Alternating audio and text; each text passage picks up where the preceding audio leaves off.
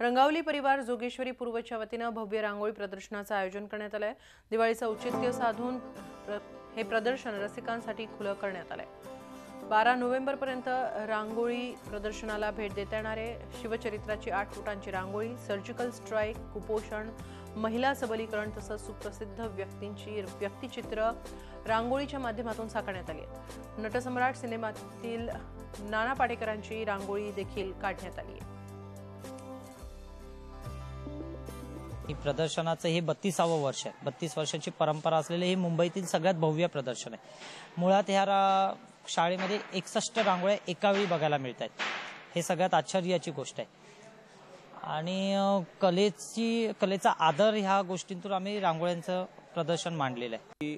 मुळातच ह्या रांगोळी मागची एक हे आहे की नवीन जे कलाकार असतात त्या लोकांना एक प्लॅटफॉर्म मिळावा किंवा त्या लोकांना स्वतःची कला सादर करावी। जे नॉन आर्टिस्ट आहेत म्हणजे जे कला क्षेत्रात नसलेले आहेत ते सुद्धा आवर्जून या क्षेत्रामध्ये येण्यासाठी प्रवृत्त झाले। झी 24 तास रहा एक पाऊल पुढे।